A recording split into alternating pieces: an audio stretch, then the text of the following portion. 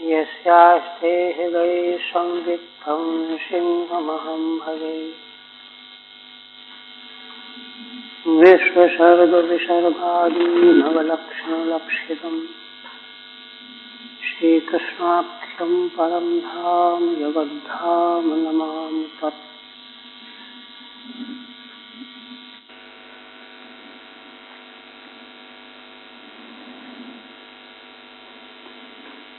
परम आदरणीय यति वृंद,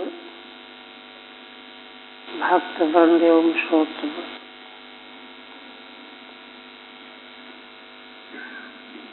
श्रीमद् भागवत के अंतर्गत दशम स्कंध उत्तरार्ध में भगवान की मंगलमयी लीलाओं के वर्णन के क्रम में 71वां अध्याय पूर्ण हुआ, जिसमें पिछले दिन यह स्पष्ट हुआ कि भगवान परिवार सहित और विशाल सेना के साथ महाराज युधिष्ठिर के इंद्रप्रस्थ में पहुंच गए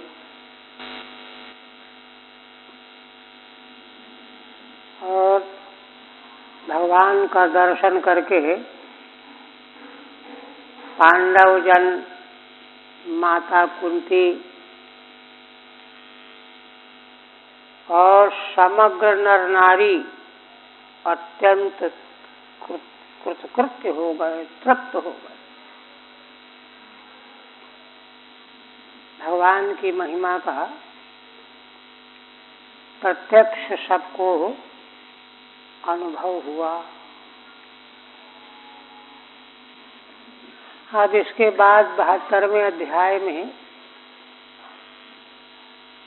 महाराज के द्वारा प्रस्ताव करके राजसूय यज्ञ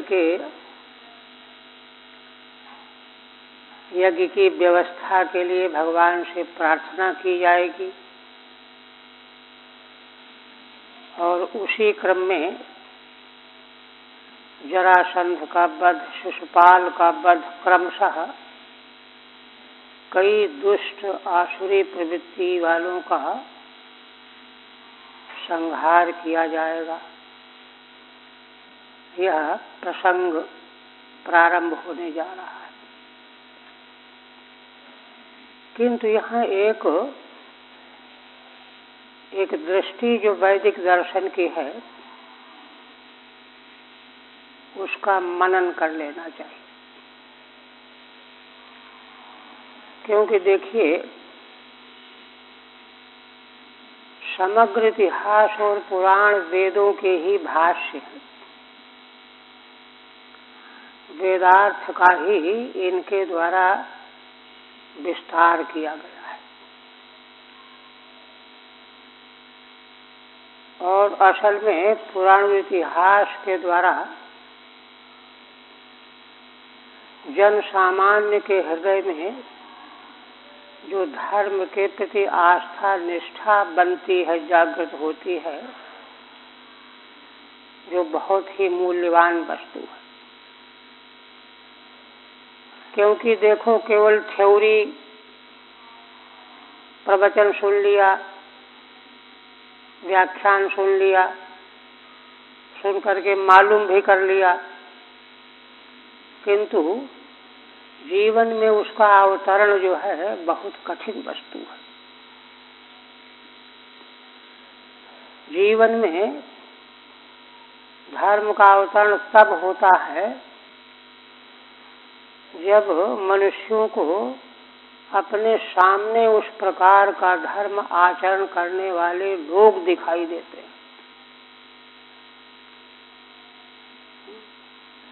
इस प्रकार से धर्माचरण का क्रियात्मक रूप जब सामने दिखाई देता है तो सामान्य जन का मन प्रभावित होकर के उसको ग्रहण कर लेता है, स्वीकार कर लेता है। तो वेदों में समग्र विश्व की रक्षा के लिए, उसके सुख सौविध्य की वृद्धि के लिए, स्थापना के लिए भगवान ने जो विविध प्रकार का धर्म प्रकट किया है, सामान्य मानव धर्म, विशेष वर्ण आश्रम धर्म, आपद धर्म,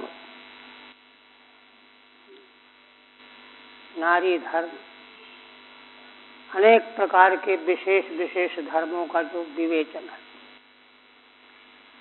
राजधर्म, इन सभी धर्मों में राजधर्म को बहुत ही महत्वपूर्ण बताया गया है। राजधर्म जो है समाज के अंतर्गत अन्यान्य धर्मों की रक्षा करने वाला होता है।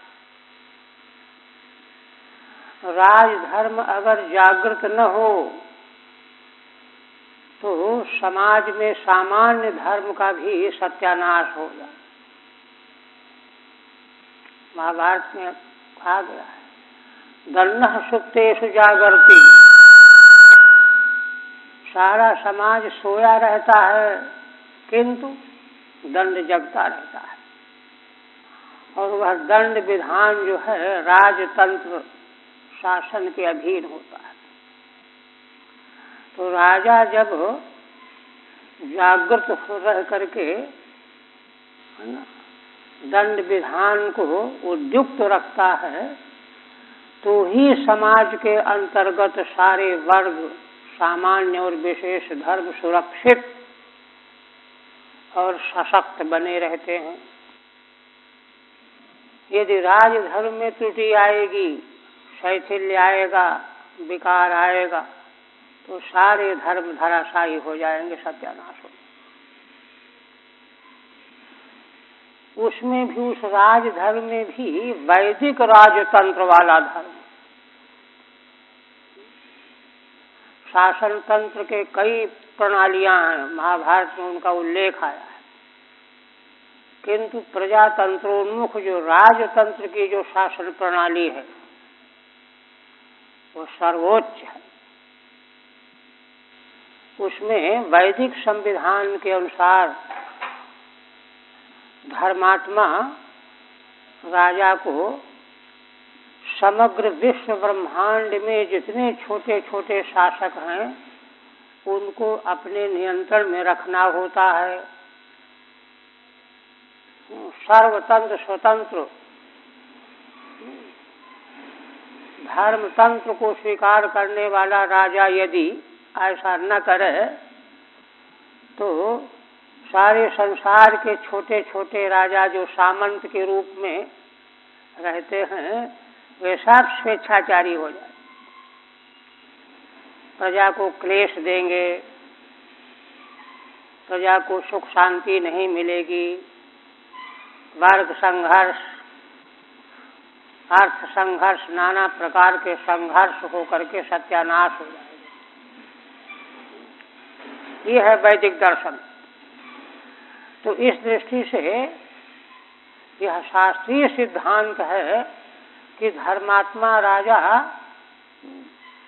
समग्र भूमंडल में विजय प्राप्त करके और राजसूय यज्ञ का अनुष्ठान करे। राजसूय यज्ञ का अनुष्ठान करके उसमें सारे राजा जो उसके नियंत्रण में रहने वाले हैं वे सम्मिलित हों, उसमें सहयोग करें, आर्थिक सहयोग करें, सेवा शुश्रूषा करें और इस प्रकार से उस तंत्र की संप्रभुता को स्वीकार करके उसके अधीन रह करके प्रजा की व्यवस्था करें, शासन करें। तब जाकर के सारे संसार में धर्म की स्थापना होने से प्रजा को सुख शांति प्राप्त होती है। भगवान यही तो करने के लिए अवतरित हुए हैं। तो इसलिए महाराज युधिष्ठिर तो धर्म का अवतार है। धर्म की रक्षा और उनको सहयोग करने के लिए वायु के रूप में बल के प्रतीक भीमसेन अवतरित हुए हैं। देवराज इंद्र अर्जुन के रूप में अवतरित हुए हैं। ये सब देवता हैं। यदुवंशी भी भगवान की आज्ञा से देवगण ही यदुवंशियों में जन्म लेकर के अवतरित होकर के आए दुष्ट राजाओं को दमन करने के लिए। तो इस प्रकार से यह सब भगवान के संकल्प की व्यवस्था है। तो ऐसे महाराज युधिष्ठिर के इंद्रप्रस्थ में भगवान पहुँचे हुए हैं। बड़ा स्वागत सत्कार हुआ, बड़े आदर पूर्वक उनको ठहराया गया। अब यहाँ जिस यज्ञ का कार्यक्रम आरंभ होने जा रहा है उसका उल्लेख आगे प्रारंभ करेंगे। धर्मात्मा राजा नहीं तो कोई यूं ही प्रश्न करे कि अरे है ना, राजसूय यज्ञ न करते तो क्या बिगड़ जाता, शांति तो बनी रहती, मार काट झगड़ा ये वो। किंतु मार काट अगर झगड़ा नहीं किया जाएगा तो धर्म की रक्षा नहीं, स्थापना नहीं होगी, तो करोड़ों गुना जनता का शोषण होगा, हनन होगा, नाश होगा। इसलिए करोड़ों की संख्या वाली जनता की रक्षा करने के लिए 10-20 लाख का वध करना पड़े तो वह सही है, प्रशस्त है, शास्त्राज्ञा के अनुसार है। सूत संहिता का श्लोक एक हमारे महाराज प्राय कहा करते थे, यस्तु स्थापयितुम शक्तः नैव कुर्याद्धियत्नतः। जो धर्म और समाज की स्थापना करने में समर्थ है, राजा ब्राह्मण या संत, किंतु अपने शक्ति सामर्थ्य के अनुसार यत्न पूर्वक उसमें लगता नहीं है, तस्य हंता न पापीयान हित वेदांत निश्चयः। ऐसे उस व्यक्ति को जो कर्तव्य से विमुख हो रहा है, प्रमाद कर रहा है, उसका कोई वध कर दे तो उसको पाप नहीं लगेगा। तस्य हंता न पापीयान हित वेदांत निश्चयः। तो ये सूक्तियां जो हैं हम सब ने विस्मृत कर दिया, इसलिए वाहियात के काम में तो बढ़ते चले जा रहे हैं, लगे चले जा रहे हैं। जो वास्तव में करने का है उसका नाम भी नहीं ले रहे हैं।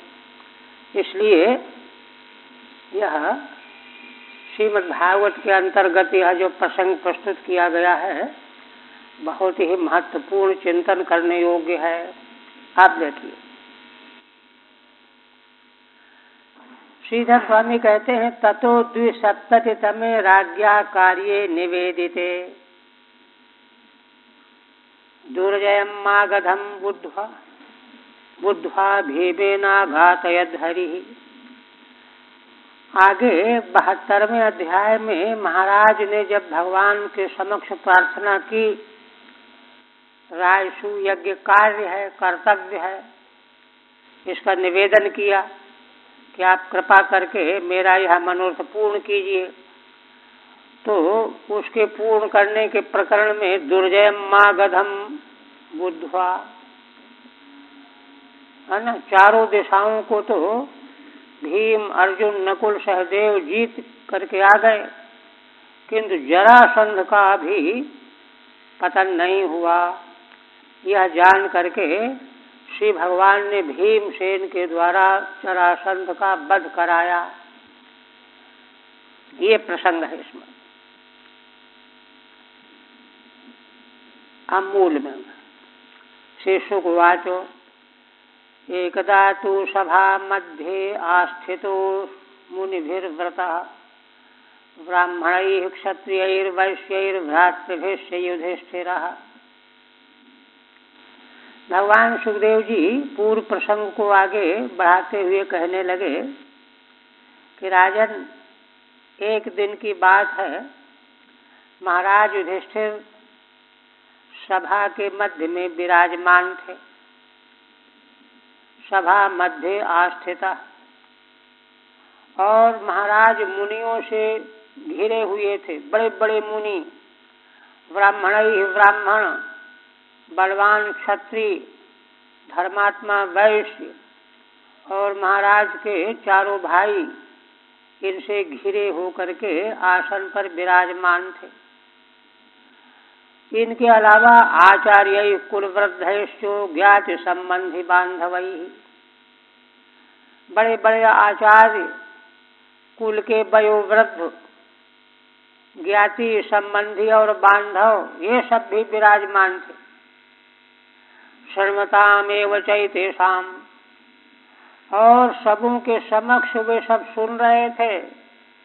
उनके सुनते सुनते ही आभाषेदमुवाच, श्री भगवान की ओर संकेत करके, संबोधन करके महाराज युधिष्ठिर प्रार्थना करने लगे, निवेदन करने लगे। ठीक है। आस्थितः आसनमिति शेषः, महाराज आसन पर विराजमान थे और सभी मुनि, ब्राह्मण, क्षत्रिय, वैश्य भाई, आचार्य, कुलवृद्ध इन सबसे घिरे हुए थे।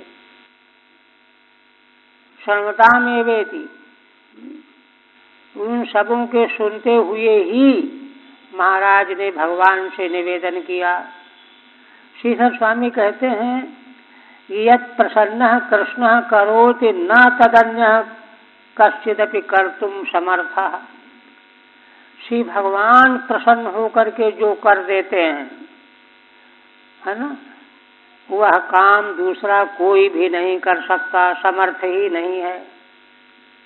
ऐसा महाराज के मन में निश्चय था, इत निश्चित।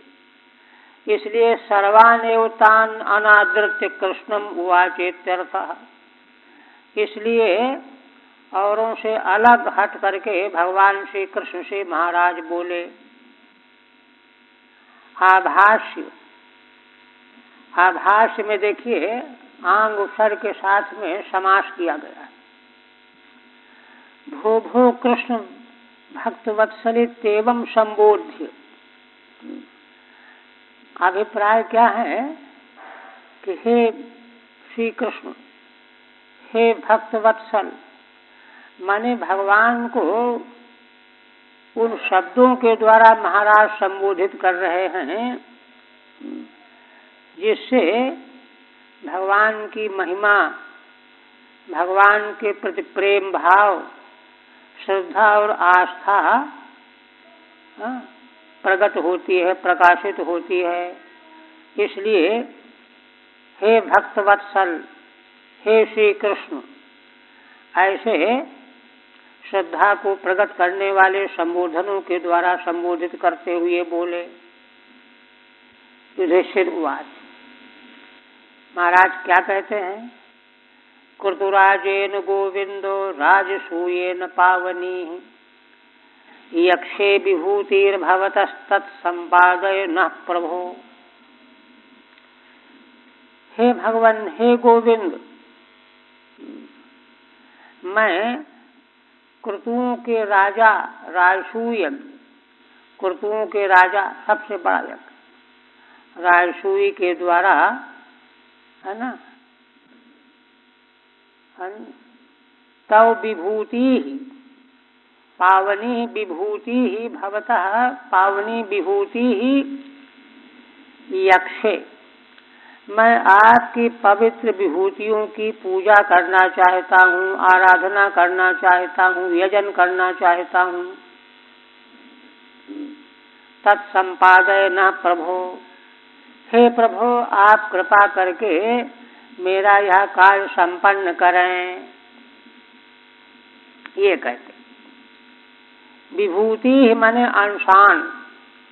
देखिए यज्ञ में जिन देवताओं की पूजा की जाती है, पितरों की, ऋषियों की, वे सब के सब भगवान की विभूति रूप हैं। तो उनकी पूजा करने से भगवान ही असल में पूजित होते हैं। अंगों की पूजा से अंगी की पूजा होती है। भगवान के चरणों को धोया जाता है, गले में माला पहनाई जाती है, तो उससे भगवान ही तो पूजित होते हैं। ये थोड़ा कि केवल अंग की पूजा होती।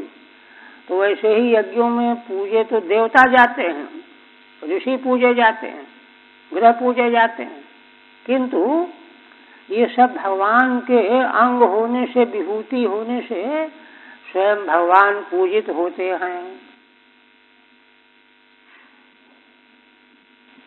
तत्संपादन प्रभो, एक प्रार्थना तो ये की महाराज। फिर कहते हैं त्वत्पादुके अविरतम परिये चरन्ति ध्यायन्त्य भद्रनशने शुचयो गृह्णन्ति बिन्दन्ति ते कमलनाभ भवापवर्गो माशासते यदिता आशिष ईशनान्ये। अगर कोई प्रश्न करे कि अरे राजसू यज्ञ तो चक्रवर्ती सम्राट किया करते हैं, यह मनोरथ तुम कैसे करने लगे हो, कोई टोका टाकी करे तो महाराज कहते हैं कि देखो, मैं जानता हूँ, भगवान से निवेदन करते हैं कि ये जना त्वत्पादुके अविरतम परिचरन्ति, आपके चरण पादुकाओं की निरंतर पूजा किया करते हैं, अर्चा करते हैं। परि उपसर्ग के बीच में ये का व्यवधान है। वैदिक शब्दों में उपसर्गों का प्रयोग व्यवहित में भी होता है, तो यह आर्ष प्रयोग है, नहीं तो ये परिचरन्ति होना चाहिए था, किंतु ये के व्यवधान में भी परि का अन्वय जो है चरन्ति क्रिया में है, तो वैदिक प्रयोग बन गया। एक तो ये ध्यायन्त्य भद्र नशने, और भगवान के चरण पादुकाओं का यह समझ करके ध्यान करते हैं कि भगवान की चरण पादुकाएं सारे अभद्रों का नाश करने वाली हैं। ऐसा समझ करके भगवान के चरणों का ध्यान कर, पादुकाओं का ध्यान करते हैं, उनकी परिचर्या करते हैं। दो, और तीसरा शुचयो गृह्णन्ति, और पवित्र आत्मा होकर के इसका कथन करते हैं, गान करते हैं, कीर्तन करते हैं। भगवान की महिमामयी चरण पादुकाओं की महिमा का गान करते हैं। देखिए, मन वाणी क्रिया तीनों आ गए। शरीर से परिचर्या करते हैं, मन से ध्यान करते हैं, और वाणी से उनकी महिमा का कथन करते हैं। तो उनको क्या मिलता है? बिंदन्ति ते कमलनाभ भवापवर्गम, कमल जिन भगवान की नाभि में प्रकट हुआ, कमलनाभ, पद्मनाभ, हे भगवान, वे तो सारे संसार का अपवर्ग प्राप्त कर लेते हैं। भवापवर्गम बिंदन्ति, मोक्ष प्राप्त कर लेते हैं। और मोक्ष से बढ़कर के तो कोई फल है ही नहीं, ये प्राप्त कर लेते हैं। कहते हैं कि मान लो किसी के मन में मोक्ष की अभिलाषा न हो, अभी कुछ हमको ये मिल जाए वो मिल जाए हो, तो कहते वो भी मिल जाता है। आशासते यदि ता, अगर वे लोग कुछ आशा करते हो कि हमको राज्य मिल जाए, कि ये मिल जाए, तो वो भी उनको मिल जाता। आशीष ईश नान्य, किंतु दूसरे चाहे कोई भी हो, जो आपके चरण पादुकाओं की सेवा नहीं करते, मन से ध्यान नहीं करते, वाणी से महिमा का गुणगान नहीं करते, उनको न कोई आशीर्वाद मिलता है, न भवापवर्ग ही प्राप्त होता है। इसलिए भगवान, मैं तो इस वैदिक सिद्धांत को लेकर के आपसे निवेदन कर रहा हूँ, एक आस्था, एक विश्वास को लेकर। ठीक है, एष चक्रवर्ती नाम मनोरथा कथम त्वया क्रियते। अरे भाई, यह तो चक्रवर्ती राजाओं के द्वारा राजसूय यज्ञ किया जाता है, यह मनोरथ तुम कैसे कर रहे हो? त्वया क्रियते इति चेत अत आह, इस पर कहते हैं। देखिए, यहाँ महाराज के मनोभाव का विश्लेषण किया जा रहा है। भगवान सुखदेव जी महाराज के मनोभाव का विश्लेषण कर रहे हैं कि कोई लोग तो ऐसे होते हैं कि अरे चक्रवर्ती तो हम ही हैं, कौन हमारे सामने टिकने वाला है। इसलिए चक्रवर्तियों के जो करने योग्य यज्ञ हैं करते हैं वो हम क्यों नहीं कर सकते। किंतु महाराज ने इस तरह से उत्तर नहीं दिया। भगवान के अनुग्रह पर, भगवान की सेवा भावना भक्ति और आराधना पर जो है एक विश्वास व्यक्त किया। मुझमें कुछ भी न हो किंतु केवल मात्र भगवान के चरण पादुकाओं की सेवा, ध्यान, उनकी महिमा का गुणगान इतना ही है। इतना होने से ही मुझको विश्वास है कि मुझको सब कुछ प्राप्त हो जाएगा। निर्भिमानता पूर्वक धर्म और परमेश्वर पर विश्वास और आस्था की भावना की बात यहाँ व्यक्त हुई। महाभारत में एक प्रसंग आया। महाराज के राजसूय यज्ञ को देखने के बाद दुर्योधन को बड़ी ईर्ष्या हुई। उसने दुशासन कर्ण आदि से सलाह किया, कहा कि क्यों न हम भी युधिष्ठिर की तरह यज्ञ करें। आयोजन किया, बड़ा वर्णन आया है। तो ये तो ईर्षा द्वेष और अभिमान में आकर के करने वाले लोग हैं, किंतु महाराज का जितना भी कृत्य है सब धर्ममय है, धर्म मूलक है। तो कहते हैं तत्पादुके पर्ये चरंती यत् शब्द व्यवधान मार्सम। परिचरंती चाहिए, ये शब्द का व्यवधान जो बीच में है यह आर्ष प्रयोग माने वैदिक प्रयोग है। ये परिचरंती देहेन, अर्थ क्या है, देह के द्वारा जो भगवान की चरण पादुकाओं की सेवा करते हैं। ध्यायन्ति मनसा, मन से ध्यान करते हैं। अभद्र से नशने नाश के, अभद्र का नाश करने वाली भगवान की दोनों चरण पादुकाएं हैं उनका ध्यान करते हैं। और गृणंति वाचा, वाणी से भगवान के चरण कमल की महिमा का गान करते हैं। ते भवस्याप वर्गम मोक्षम विन्दन्ति, वे तो संसार से मोक्ष पा जाते हैं। यद्याशासते, और यदि कोई उनको संसार में लोक लोकांतर की आकांक्षा होती है तभी आशीषोपि तायो विन्दन्ति, तो वे उन आशीर्वादों को भी प्राप्त कर लेते हैं। नान्ये चक्रवर्तिनोपि, दूसरे चाहे जितने बड़े चक्रवर्ती हों वे नहीं प्राप्त कर सकते।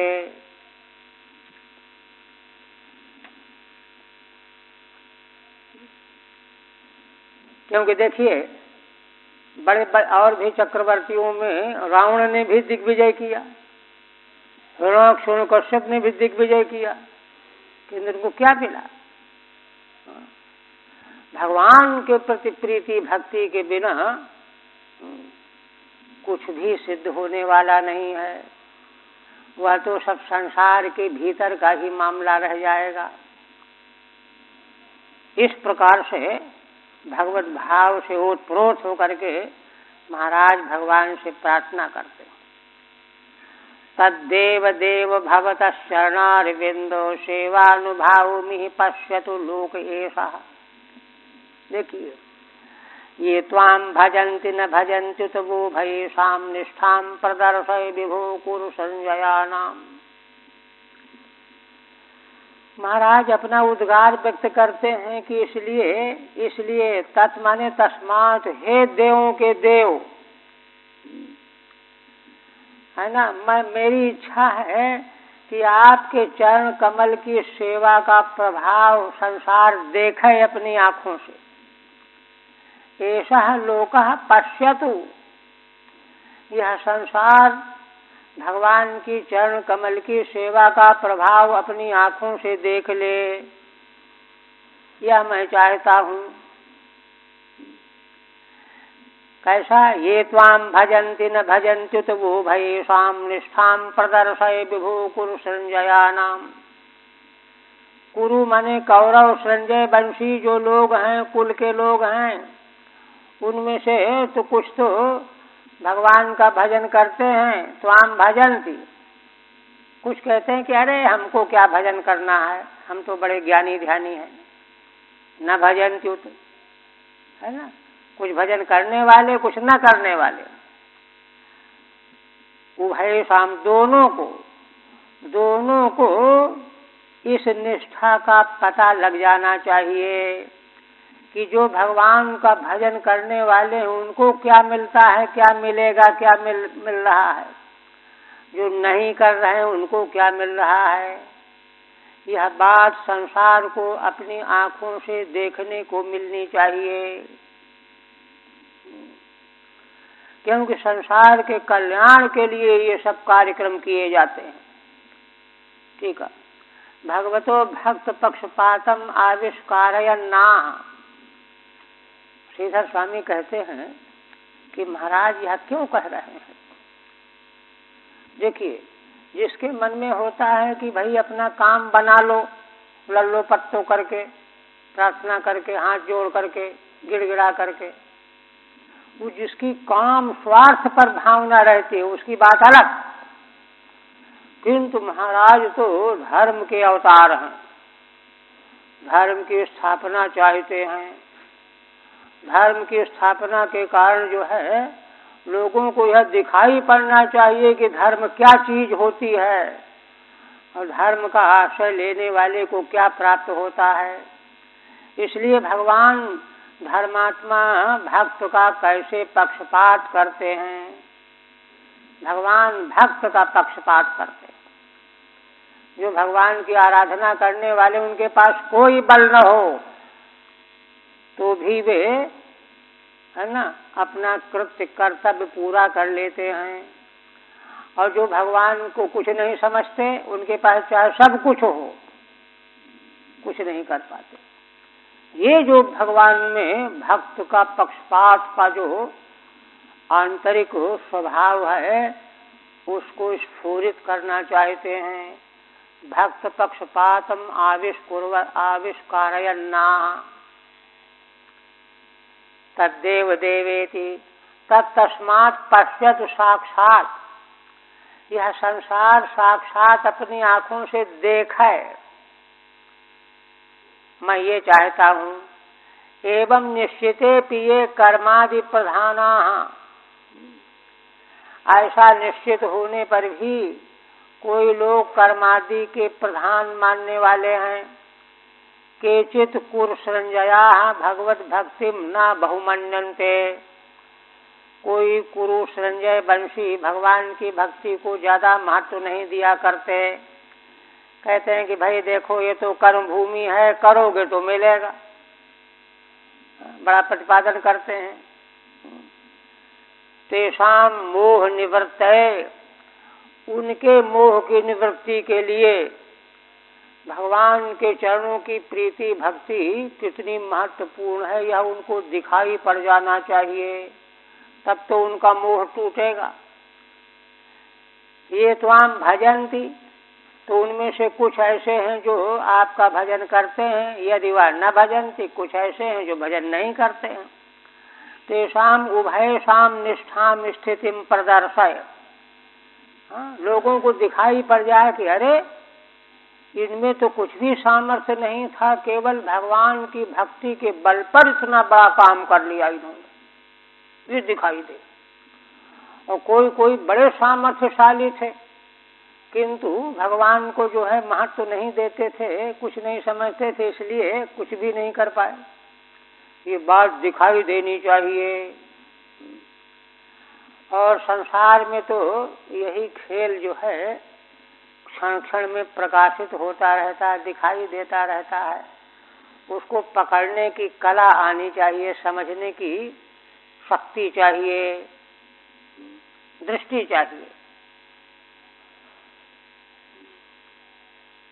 फिर कहते हैं न ब्रह्मणः स्वपर भेद मतिस्तव स्यात् सर्वात्मनः समदशः स्वसुखानुभूतेः संसेवतां सुरतरुरिवते प्रसादः सेवानुरूपमुदयो न विपर्ययोत्र। अब देखिए, पिछली बात को सुन करके एक बात प्रश्न के रूप में उठ रही है कि अच्छा, इसका मतलब यह है कि भगवान चापलूसी प्रिय हैं क्या? जो भक्ति करते हैं उनका काम सिद्ध कर देते हैं, जो हाथ नहीं जोड़ते उनका नहीं करते हैं। ये तो राग द्वेष हो गया, वो तो जीवगत धर्म हो गया। ये क्या बात हुई? तो कहते नहीं, भगवान का विशुद्ध स्वरूप कैसा है इसको समझो। क्या? न ब्रह्मणस्य परभेद मतिस्तव स्यात्।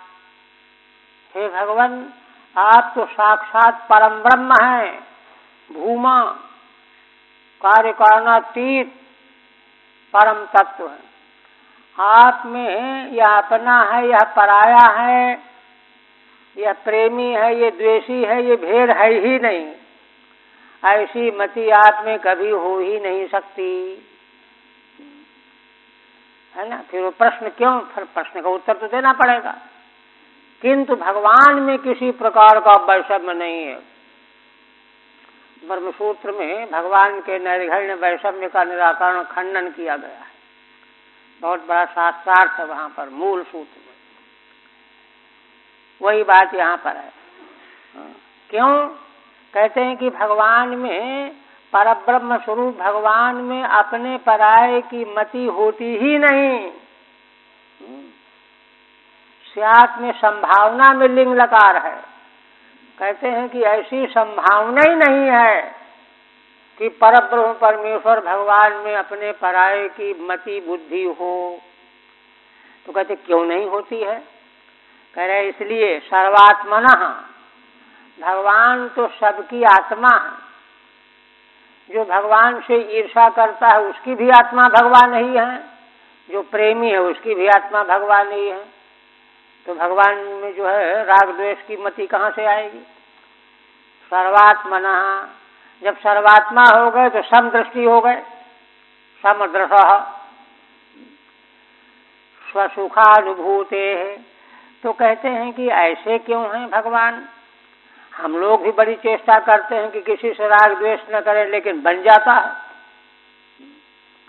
तो कहते हैं कि देखो, असल बात यह है कि जीव में इसलिए ये उपद्रव आ जाता है कि वह सुख बाहर ढूंढता रहता है, किंतु भगवान तो अपने स्वस्वरूप की सुख की अनुभूति में डूबे हुए हैं। उनको परमानंद अपना स्वरूप ही जो है प्रकाशित बना रहता है, उनको कहीं से कोई सुख नहीं ढूंढना है।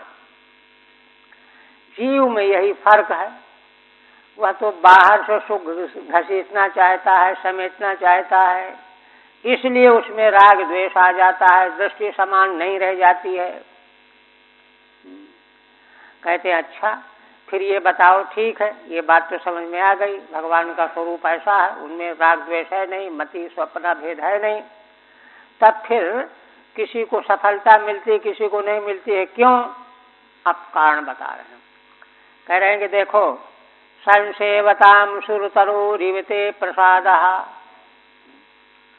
महाराज कहते हैं कि भगवान देखो, सुरतरु माने कल्प वृक्ष, कल्प वृक्ष के पास जाकर के जो जो संकल्प करोगे सब दे देगा।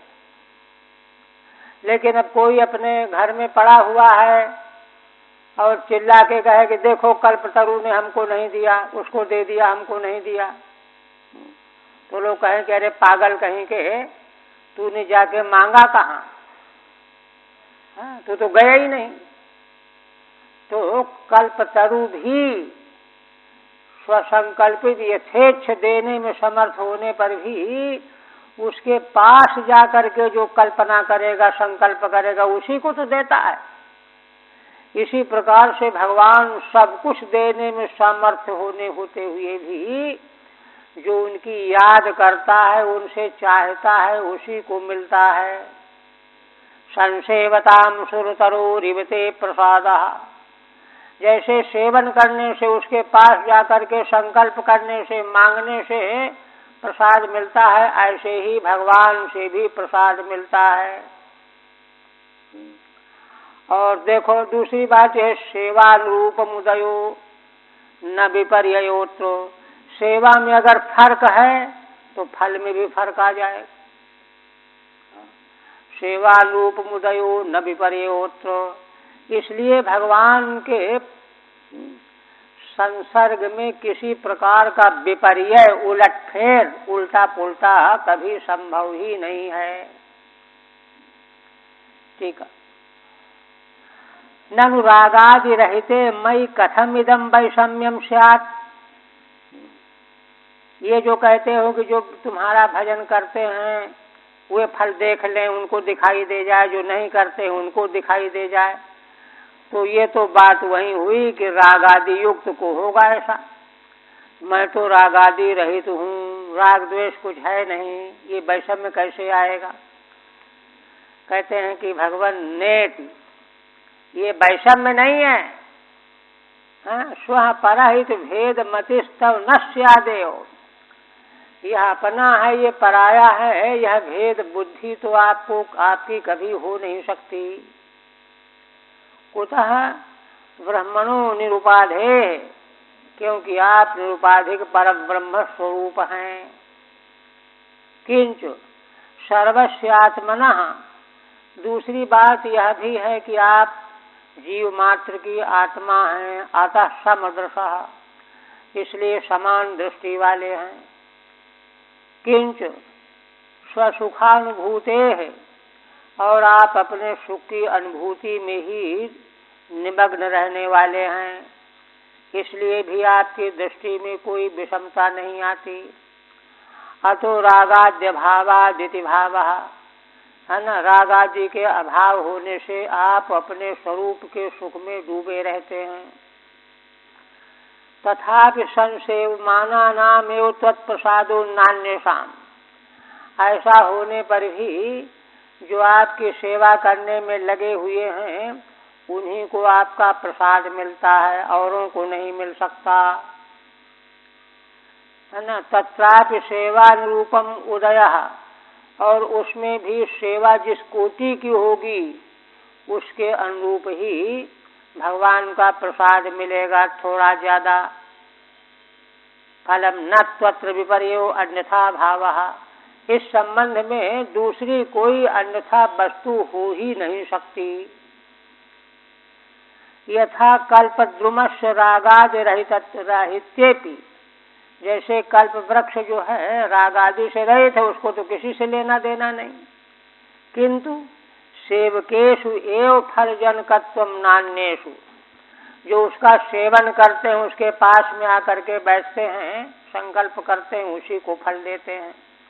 घर में बैठने वाले को थोड़े देने आएंगे। इस प्रकार से महाराज ने भगवान से प्रार्थना किया। तब श्री भगवान उवाच, भगवान ने तुरंत अनुमोदन किया। सम्यक व्यवसितम राजन भवता शत्रुकर्षण, कल्याणी येन ते कीर्तिर्लोकाननुभविष्यति। श्री भगवान कहते हैं कि राजन, आपने बहुत अच्छा निश्चय किया है। भवता सम्यक व्यवसितम, बहुत अच्छा संकल्प किया है। शत्रुकर्षण संबोधन, शत्रुओं का नाश करने वाले, शत्रुओं का नाश करने वाले, ऐसा कहकर के मानो भगवान ने अपने संकल्प से महाराज के शत्रुओं की को शक्तिहीन बना दिया। ये तो आशीर्वाद हो गया कि सारे शत्रुओं को कर्षण करने वाले हो, संबोधन है। कल्याणी येन ते कीर्ति लोकाननुभविष्यति। कहते हैं कि उनके निर्णय की भगवान ने प्रशंसा क्यों की, तो देखिए, येन, इस संकल्प के द्वारा आपकी कीर्ति कैसी, कल्याणी कीर्ति, कल्याण करने वाली जो आपकी कीर्ति, यश कीर्ति, माने जिस कीर्ति को सुन करके प्राणी मात्र का कल्याण ही होना है, ऐसी कीर्ति, पवित्र यश जिसको कहते हैं, लोकानन भविष्यति, इस प्रकार की तुम्हारी पवित्र कीर्ति सारे लोकों में फैल जाएगी, व्याप्त हो जाएगी। तीनों लोकों में महाराज युधिष्ठिर ने ऐसा उत्तम धर्म यज्ञ किया, यह यश चारों ओर फैल जाएगा।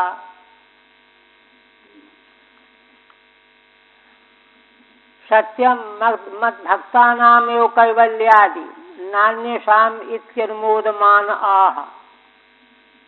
श्रीधर स्वामी कहते हैं कि भगवान अपने मन में संकल्प करके, ठीक कहते हो, मेरे भक्तों को ही कैवल्यादि फल प्राप्त होता है, औरों को नहीं। जैसा महाराज ने कहा उसका अनुमोदन करते हुए कहते हैं, सम्यगिति शत्रुकर्षणेति संबोधयन सर्वराज विजय शक्तिम संचारयति। शत्रुकर्षण शब्द से संबोधन करते हुए भगवान महाराज युधिष्ठिर में सभी राजाओं पर विजय प्राप्त करने वाली शक्ति का संचार कर दिया, शक्ति आ गई। अनुभविष्यति माने द्रक्ष्यति, सारे लोग तुम्हारे इस पवित्र यश से व्याप्त होकर के सभी को यह दिखाई पड़ जाएगा। सर्वलोक व्याप्ता भविष्यति इत्यर्थः, तुम्हारी कीर्ति सारे लोकों में व्याप्त हो जाएगी, फैल जाएगी, उससे लोगों का बड़ा हित होगा। इसी तरह से ऋषीणाम पितृदेवानाम सुहृदामपि न प्रभो सर्वेषां भूतानाम ईप्सितः क्रतुराजयम्।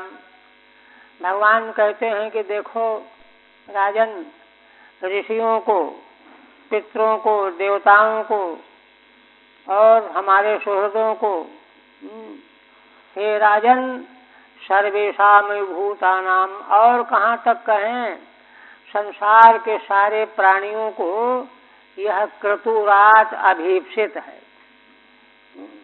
सारे संसार के जीवों के लिए अभीप्सित है यह क्रतुराज यज्ञ।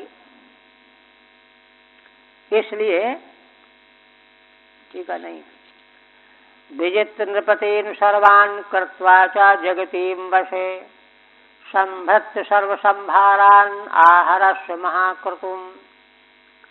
अब भगवान परामर्श देने लगे कि देखो,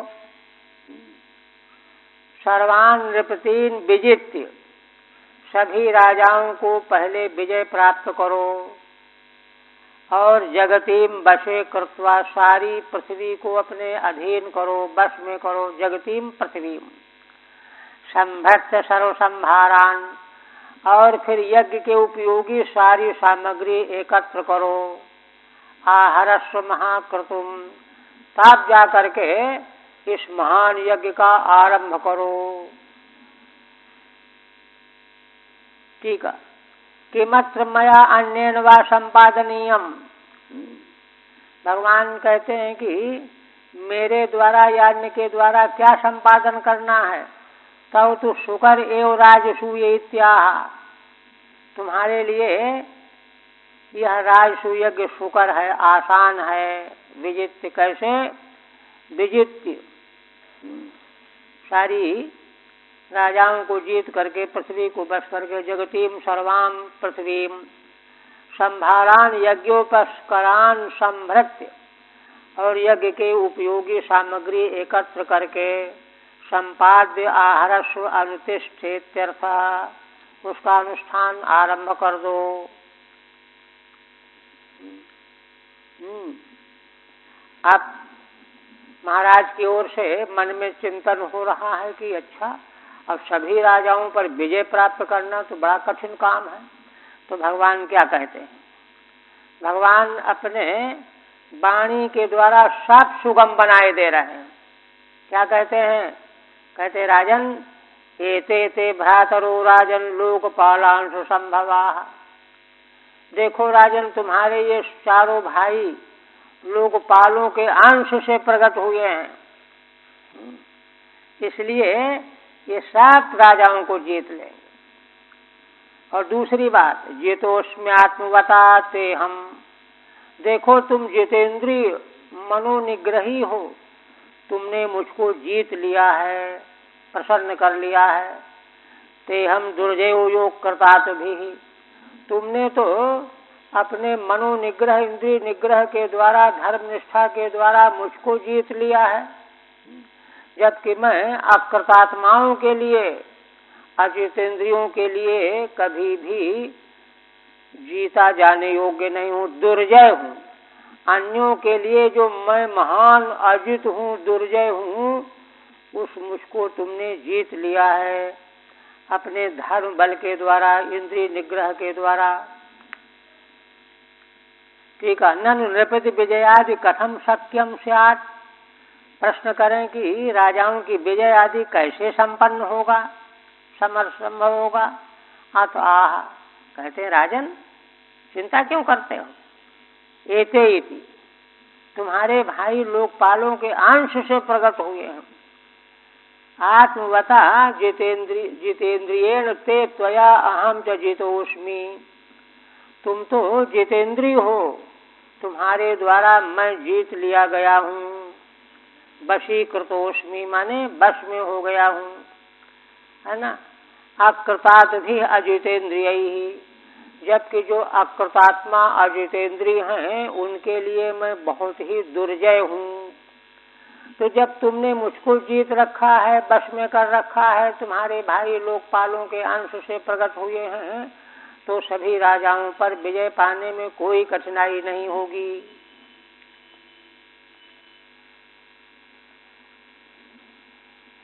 फिर भगवान और कहते हैं, शब्दतः कहते हैं, ना कश्चिन मत्परम लोके तेजसा यशसा श्रिया विभूतिभिर्वा विभवे देवोपि किमु पार्थिवः। श्री भगवान कहते हैं कि देखो महाराज, जो मनुष्य मतपर है माने भगवत परायण है, धर्म परायण और भगवत परायण है, उसको संसार में कोई भी, कश्चित माने कोई भी, अपने तेज के द्वारा, यश के द्वारा, धन संपत्ति श्री के द्वारा, विभूतियों के द्वारा कभी उसको नीचे नहीं कर सकता, अभिभूत नहीं कर सकता, चाहे देवता ही क्यों न हो।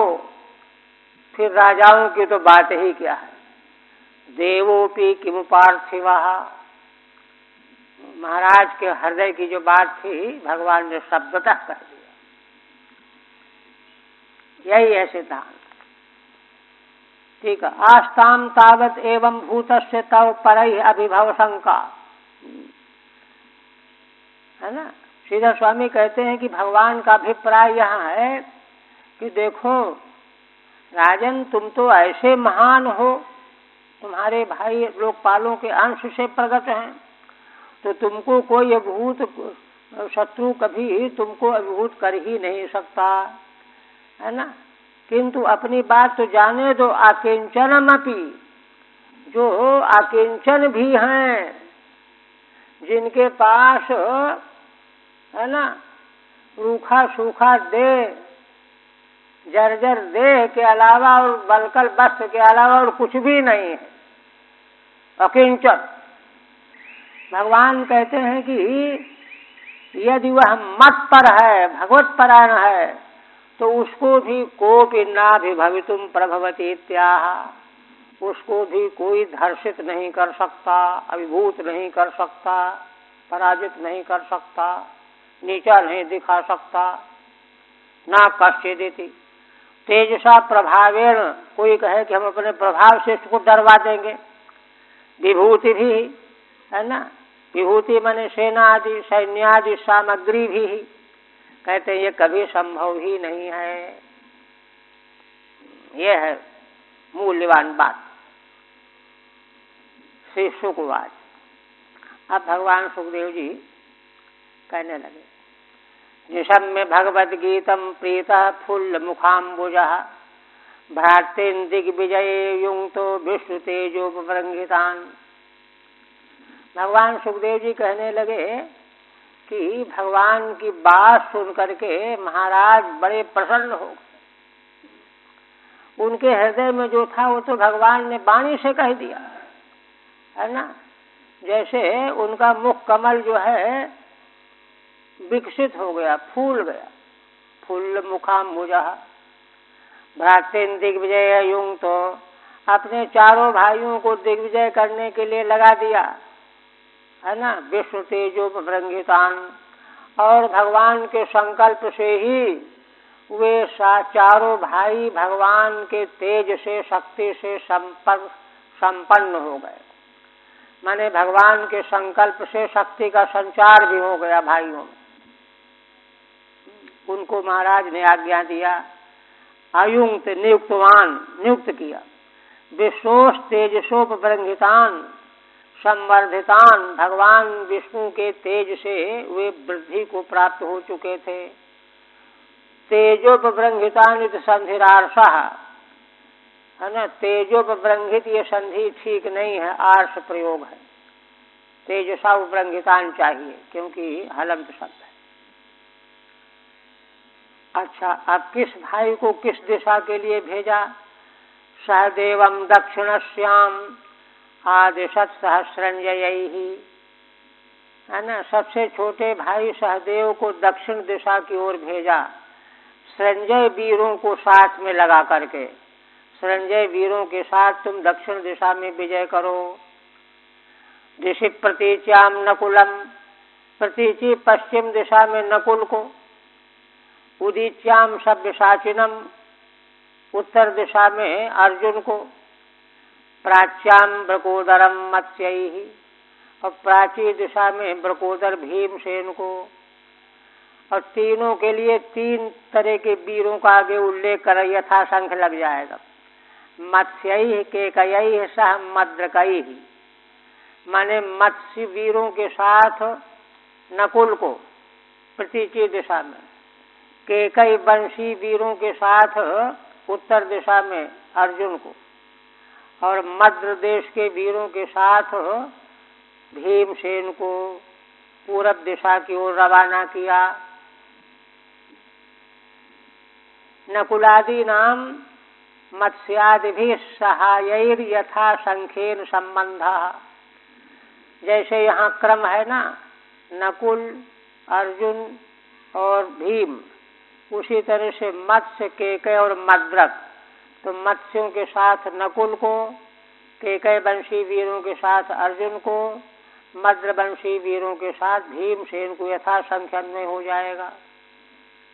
ते विजित नृपान वीरा आहजहरु दिग्ध ओजसा अजात शत्रवे भूरी द्रविणम नृप यक्षते। चारों भाई चारों दिशाओं में जाकर के दिग्विजय प्राप्त कर लिया और अपने तेज से सभी दिशाओं को जीत लिया, और वहां से बड़ी मात्रा में धन लेकर के आए। महाराज अजात शत्रु युधिष्ठिर यज्ञ करने जा रहे थे, उनको वह सारा धन सौंप दिया। यक्षते अजात शत्रवे भूरि द्रविणम समर्पयामास। कर्मभूता यक्षते यागम करिष्यते।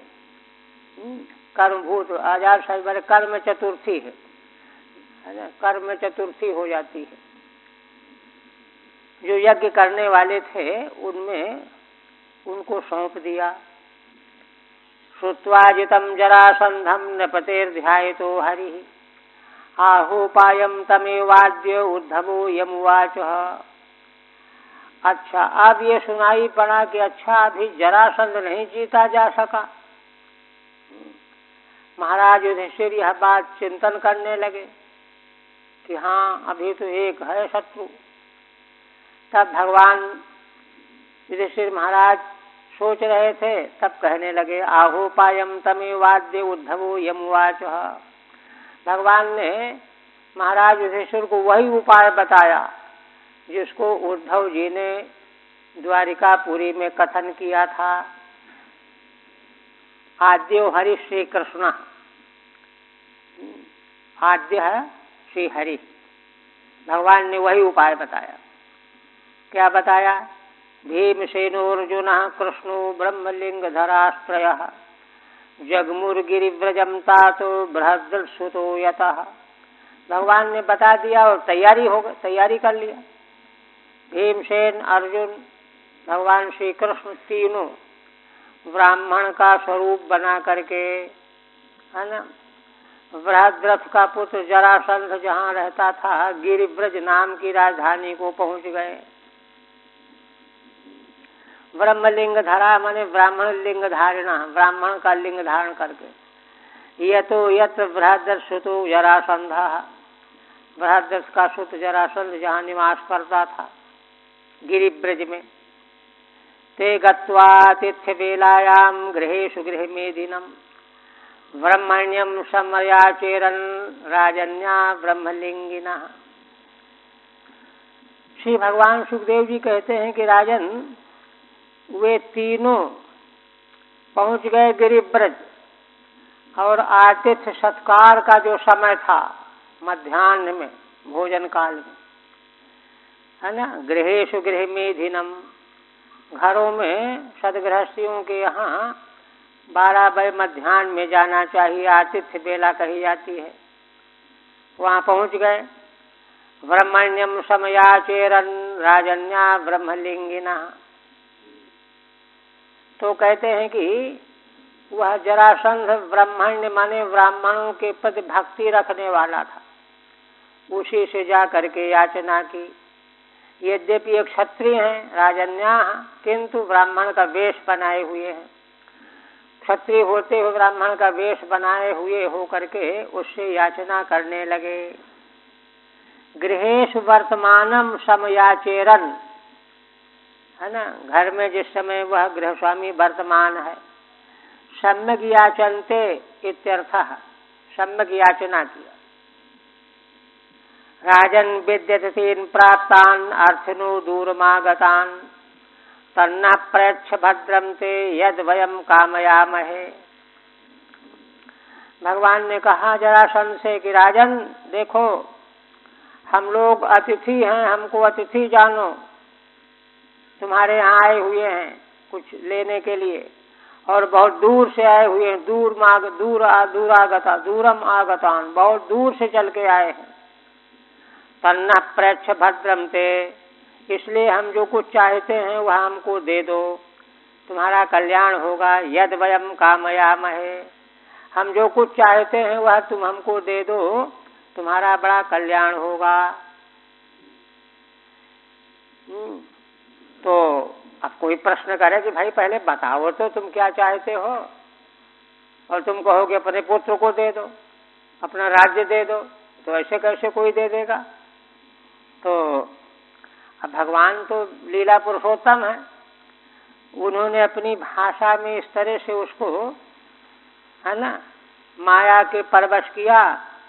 कहा कि देखो, अरे क्या पूछते हो, किम दुर्मर्षम तितिक्षुणाम, जो तितिक्षु लोग हैं वे क्या नहीं सहन कर लेते।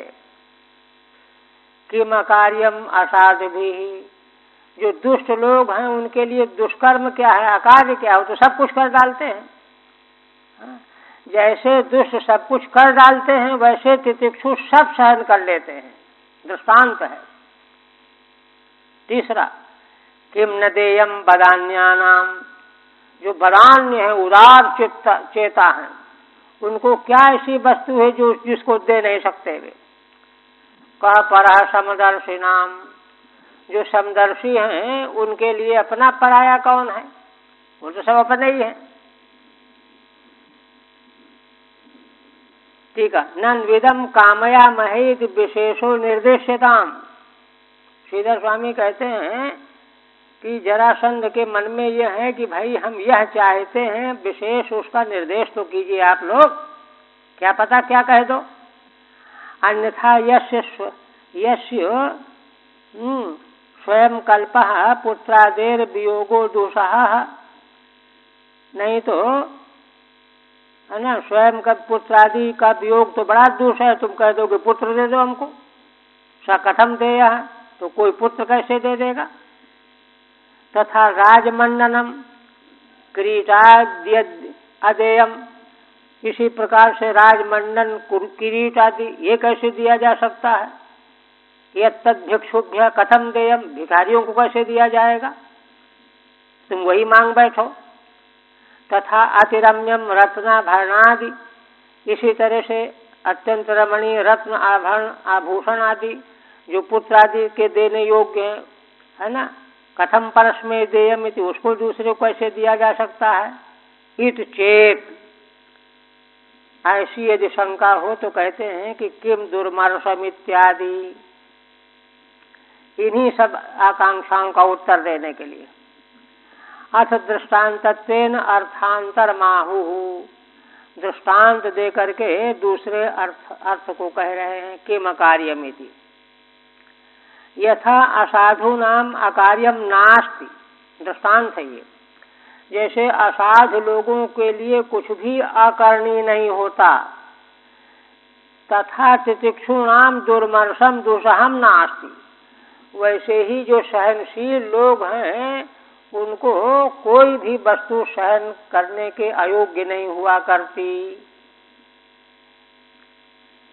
बदान्यानाम अत्युदाराणाम अदेयम नास्ति, जैसे अत्यंत उदारों के लिए अदेय कुछ नहीं है ना। समदर्शिनाम परस्य नास्ति, समदर्शियों की दृष्टि में दूसरा कोई नहीं है।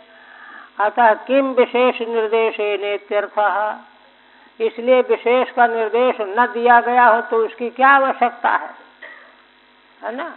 तुम तो सहनशील हो, तुमको तो सब कुछ सहन करने में कोई कठिनाई नहीं है। फिर कहते हैं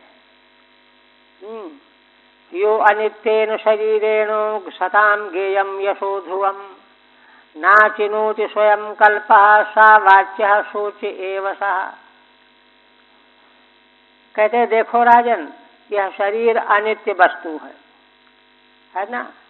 इसके द्वारा अगर कोई व्यक्ति ध्रुव यश नहीं प्राप्त कर लेता है, जिस यश का सत्पुरुष गान किया करते हैं, उस यश को अनित्य शरीर के द्वारा जो नहीं हासिल करता है, ना चिनोती, समर्थ होते हुए भी ऐसे यश का चयन नहीं कर लेता है, सावाच्य सोच एव सः, वह तो निंदा करने योग्य है, शोक करने योग्य है। ठीक है। किंच अर्थिने धीरेण मुद्गलादिवत प्राणा अपि न वंचनीया, कोई मांगने वाला आवे तो जैसे मुद्गल, इस प्रकार से प्राणों से भी उसको वंचित नहीं करना चाहिए, प्राण भी दे देना चाहिए। इत्याशय नाहु, कैसे यो अनित्य नेति, है ना। अनित्य देह के द्वारा जो पवित्र यश का संचय नहीं करता, ना चिनोति ना संपादयति, वही निंदा करने योग्य है। सा वाच्य सा निंद्य। फिर दृष्टांत दे रहे हैं। हरिश्चंद्रो रंत देव उंच वृत्ति शिविर बलि व्याध कपोतो बहवो ह्यध्रुवेण ध्रुवम गता। महाराज हरिश्चंद्र, रंतिदेव, उंच वृत्ति शिवी, बलि, व्याध, कपोत, है ना, ऐसे बहुत सारे और ध्रुव शरीर के द्वारा ध्रुव पद को प्राप्त हो गए। ठीक है। मित्रार्थ अनिर्ण्याय हरिश्चंद्रो भार्यात्मजाद सर्वम बिक्री। विश्वामित्र को दक्षिणा देने के लिए महाराज हरिश्चंद्र ने महारानी अपनी पत्नी और पुत्र को विक्रय करके स्वयं चांडाल के हाथ बिक गए। चांडालताम प्राप्तो अपि अनिर्वीर्णः, किंतु उनको कोई खेद नहीं हुआ। सहायोध्यावासिभिर्जनैः स्वर्गम गतः, और अंत में सारी अयोध्या की जनता के साथ वे विमान में बैठ करके स्वर्ग गए।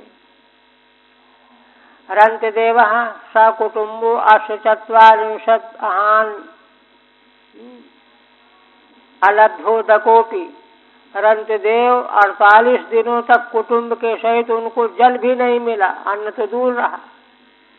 कथंचित लब्धान्नोदकाद्यर्थिभ्यः, किसी प्रकार से 48 दिन के बाद जब अन्न और जल मिला तो मांगने वालों को दे दिया। अर्थिभ्यो दत्वा ब्रह्मलोकम गतः, ब्रह्मलोक चले गए। उंच वृत्तिर्मुद्गलः, है ना, उंच वृत्ति मुद्गल षण्मासम सीदत कुटुम्बो अप्यातिथ्य दानेन ब्रह्मलोकम गतः। 6 महीने से दुख भोग रहे थे, कुटुंब वाले थे, किंतु आतिथ्य को दान करने से ब्रह्मलोक प्राप्त हुए। शिवी शरणागत कपोत रक्षणाय स्वमांसम सेनाय दत्वा दिवम गतः। शिवी राजा थे, शरणागत कपोत की रक्षा करने के लिए अपना मांस काट करके सेन को दे दिया। दिवलोक प्राप्त हुआ, स्वर्ग चले गए। बलिम सर्वस्वम ब्राह्मण वेशधारिणे हरये दत्वा, बलि ने ब्राह्मण वेशधारी भगवान श्री हरि को सब कुछ दान कर दिया और तमेव आत्मसात चकार, और उनको ही आत्मसात कर लिया। कपोतश्चातिथये व्याधाय कपोत्या सहात मांसम दत्वा, महाभारत का ये कथानक है। एक व्याध बड़ा भूखा था, उसकी भूख मिटाने के लिए उस वृक्ष में रहने वाले कबूतर कबूतरी अपने को आग में जला करके उसके खाने के लिए प्रस्तुत हो गए।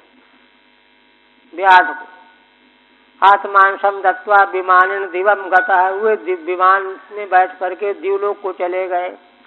अब व्याध को बाद में आए कि अरे अरे राम राम, मेरे भूख मिटाने के लिए अपने को मार डाला। व्याधस्तयो सत्वम वीक्ष, उनके पोत कपोती के धैर्य को देख करके स्वयं अति निर्वीण, उसको बड़ी ग्लानि हुई, वैराग्य हुआ।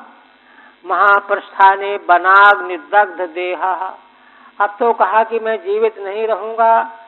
वन में आग लग गई, अपने को बचाए नहीं, उसी में जल गया और देह जल करके निष्कल्मषो दिवम आरुरोह, निष्पाप हो करके स्वर्ग को चला गया।